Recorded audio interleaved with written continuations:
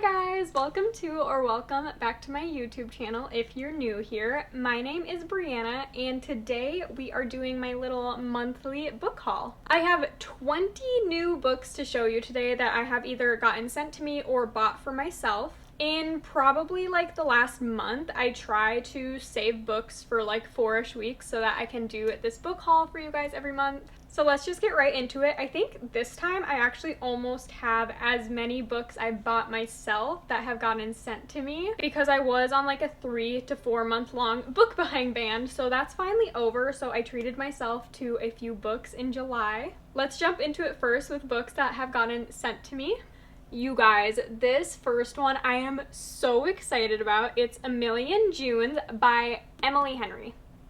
Yep, you're reading that right. You heard that right. The Emily Henry that I love so much. Like Happy Place is one of my favorite books of all time. And this is one of her first books. She actually used to write like, I don't know if I would really say fantasy, maybe sci-fi, but she really didn't write general romance to start out with. So this one says, for as long as June O'Donnell has been alive, her parents have had only one rule: stay away from the Angert family.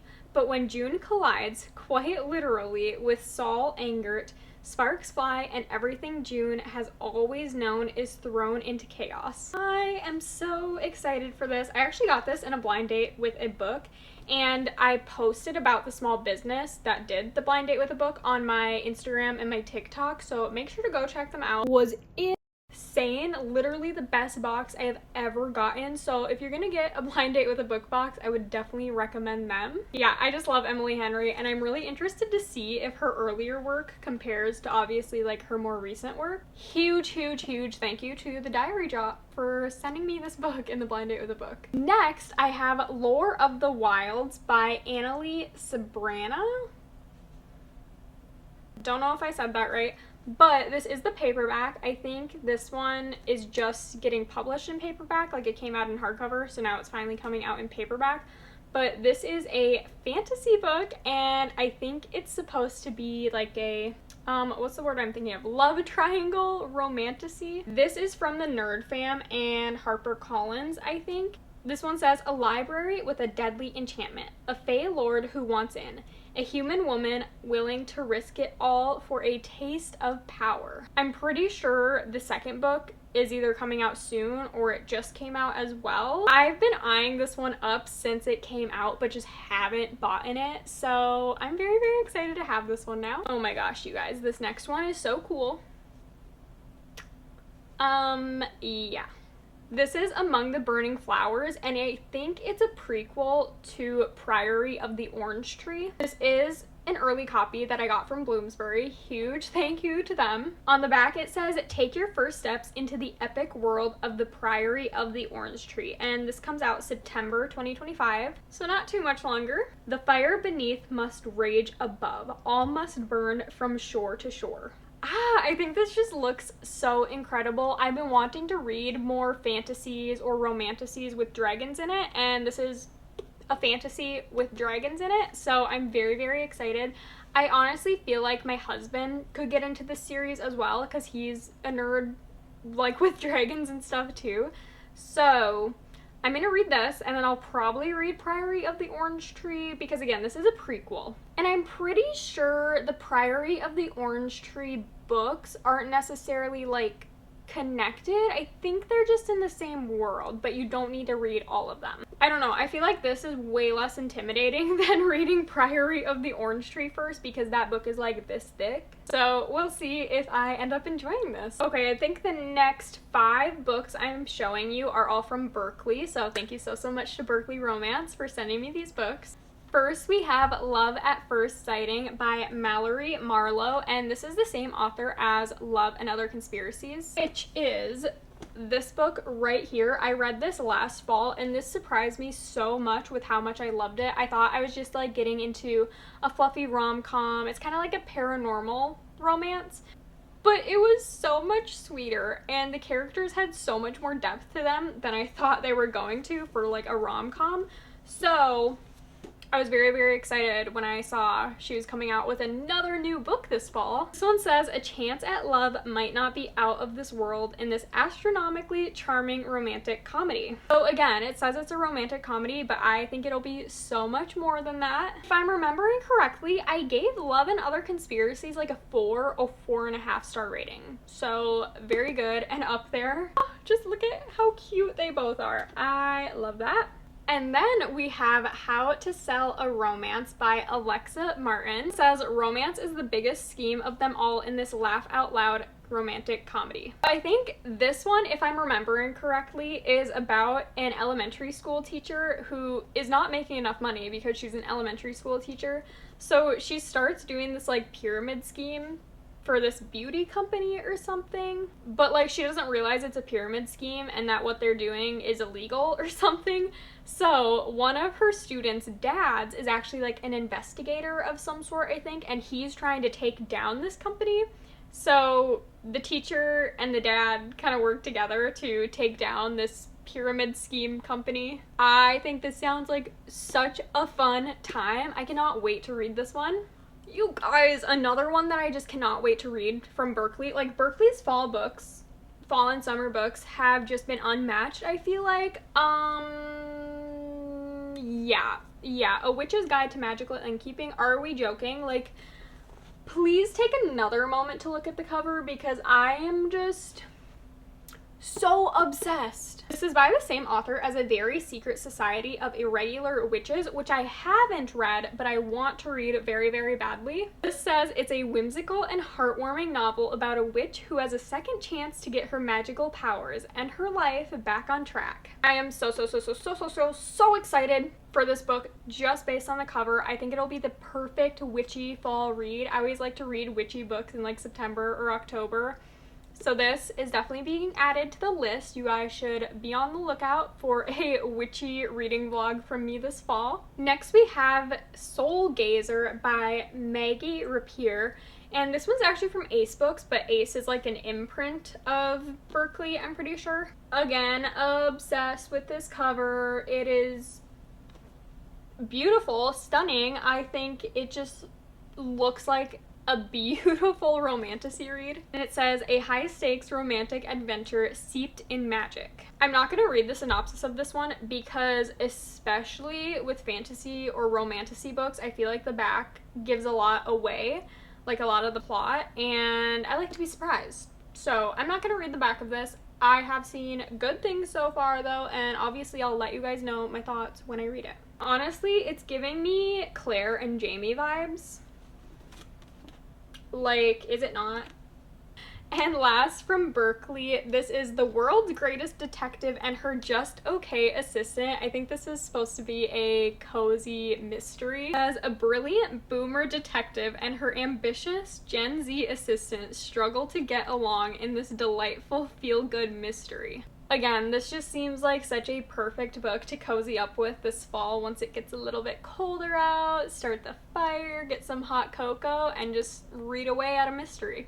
This one that I'm showing you is actually from Goodreads. I entered a Goodreads giveaway and I won it. So it's from Simon & Schuster. That's what the packaging said on it. But on the cover, it just says, "Have I mentioned that you're insufferable? And yet you beg to fake date me." So this is Lessons in Faking by Selena May. It looks like it comes out November 11th.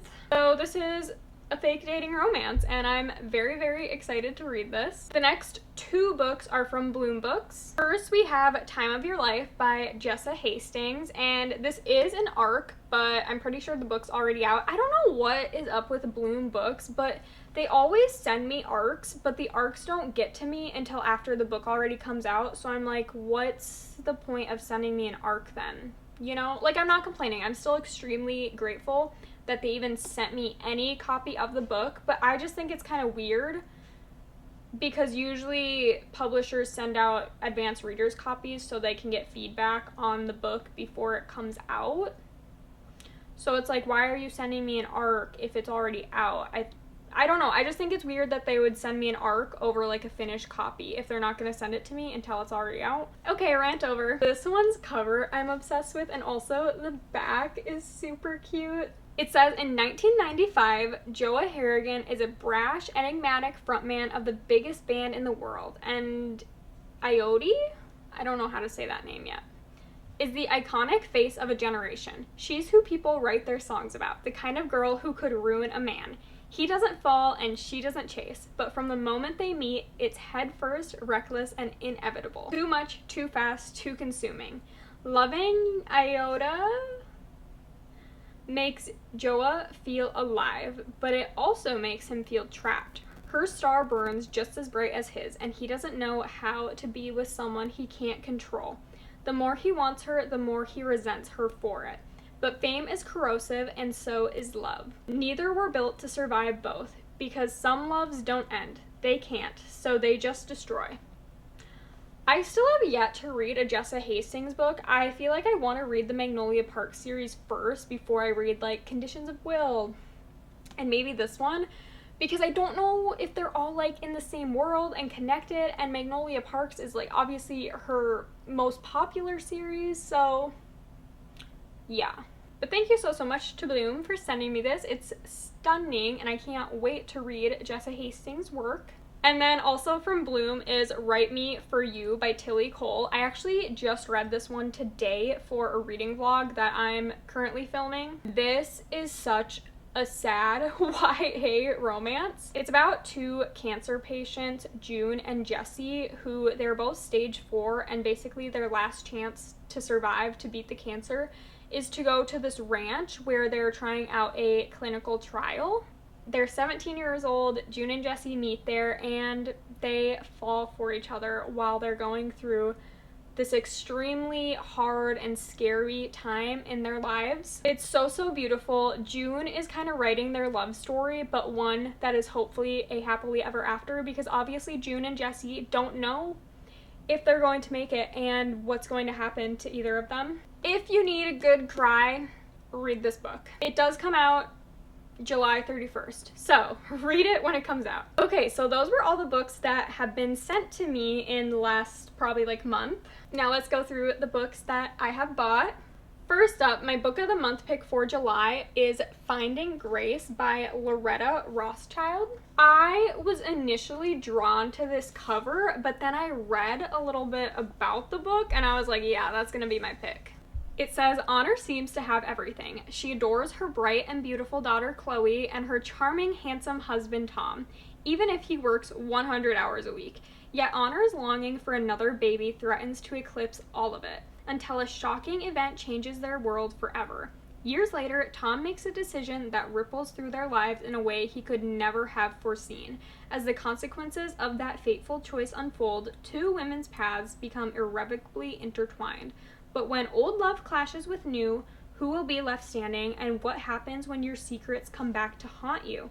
Blending a page-turning moral dilemma with satisfying emotional poignancy, Finding Grace is a sweeping love story that explores the price of a new beginning, how the ghosts of our past shape our future, and whether redemption can be found in the wreckage of what we've lost. So that already sounded really good to me, and then literally after I chose this as my book of the month pick, I go on TikTok and someone posts about this book and they're like, when the first chapter of the book already has a plot twist, and I'm like, I'm even more sold. I'm even more excited to read this. So I really hope to read it soon, hopefully in July still. I don't know, just like with how my the current YouTube video I'm filming right now, because it's kind of a fun concept where I'm not really picking my books. So I want to pick up this one really soon. And then I went a little bit crazy at Target. Well, it's honestly not that bad, I don't think, because I got a really good deal on all these books. Basically, Target was having a buy two, get one free deal for Target Circle Week. And then I also had an extra 20% coupon to stack on top of that. So I got 6 books from Target for about $50. Like less than $10 a book. Pretty good. The first is It's a Love Story by Annabelle Monaghan. This one just came out. It's her newest release. I have been loving Annabelle Monaghan's writing. I just read Nora Goes Off Script and gave it 5 stars, and I read Same Time Next Summer and Summer Romance last year. Honestly, I don't really understand the synopsis of this book. It kind of confuses me whenever I read it, so I'm just gonna go into it blindly basically, but I'm really hoping to read this one soon as well, since obviously it looks very coastal and summery. So if I don't get it read this month, I will definitely add it to my August TBR. And then we have Sounds Like Love by Ashley Poston, or Ashley Poston, however you say it. And she is my favorite magical realism author. The 7-Year Slip is just so beautiful and such a unique concept. So I'm gonna eat up the rest of the books that she writes. I've read Dead Romantics and A Novel Love Story, so I'm very excited for It Sounds Like Love because this one's obviously like kind of musical. I really love music, like Taylor Swift, my everything. This is another one that the synopsis kind of confuses me, but more so because it is like that magical realism. This one's about a songwriter, I'm pretty sure, and she keeps on hearing this voice in her head singing her a song, but it turns out it's not actually just like a voice, it's an actual singer. So very excited for this magical realism romance. And then I picked up Wild and Wrangled by Lila Sage. This is the last book in the Rebel Blue Ranch series. This one's about Cam and Dusty, who are characters that we've seen in the other 3 books in the series. I'm so excited for this one. I think it's like a second chance romance. She's a single mom, and I've just really enjoyed this series. They're such fun, just super fast-paced cowboy romances. This one came out a few months ago at this point, and I just didn't pick it up yet, so I finally did, and I'm gonna read it very soon. I don't know, I was like, I kind of want to read it right away, but also this cover is giving me September vibes. I don't know why, but I look at this cover and I'm like, September. What does that say about me and my brain? Let me know. So I might wait until the fall time to read this. I don't know like what time of the year this book takes place in or what. Then I have None of This Is True by Lisa Jewell. Now I feel like everyone and their mother has already read this book, but my sister-in-law just recently read it and she told me I have to read it. I think it's like a mystery thriller.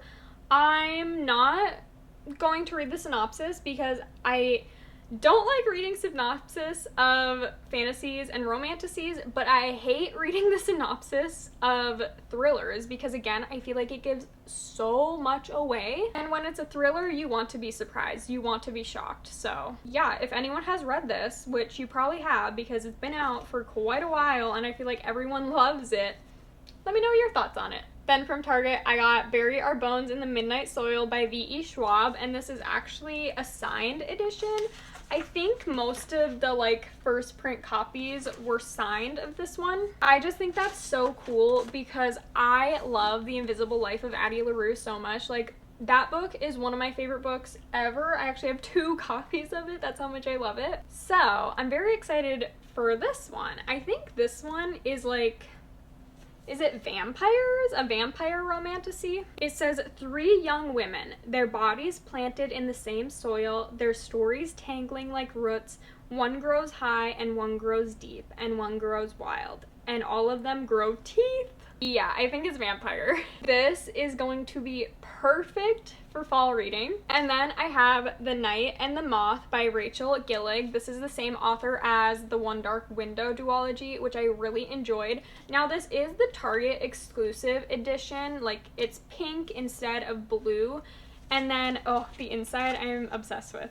Look at that map, and then also it's just so stunning under the dust jacket. Now the Target edition does have like deckled edges, I think is what they're called. I don't really care about deckled edges. I know a lot of people despise them, but I'm indifferent. I really don't care. So I was like, it's pretty, it's pink, I'm gonna get the Target edition. Plus I'm pretty sure the Target edition was cheaper than the normal edition, so I was like, yep. So this is a gothic, mist-cloaked tale of a young prophetess who is forced into an impossible quest with the one knight whose future she cannot see.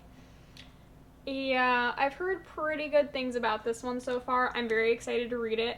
Again, this did come out, I want to say in May or June, but I think I am going to save it for fall reading. And then, if you guys watched my book shopping vlog from...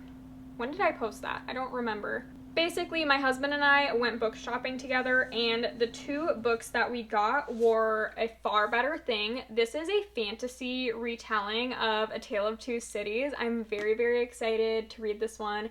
It has fae in it, and we're going to read it together. And then we also got If We Were Villains, and this was in like the mystery thriller section, but I think it does have like some dark academia and fantasy in it as well. Correct me if I'm wrong, but again, this is another one I feel like a lot of people have read already, and I'm very, very excited for it. My husband thought it sounded really interesting, so he's excited to read it with me. So those are all 20 of the books that I have gotten in the last month. If you liked this video, please make sure to give it a thumbs up and please subscribe to my channel. Make sure to comment any videos you'd like to see from me in the future, and hopefully I'll see you next time. Bye!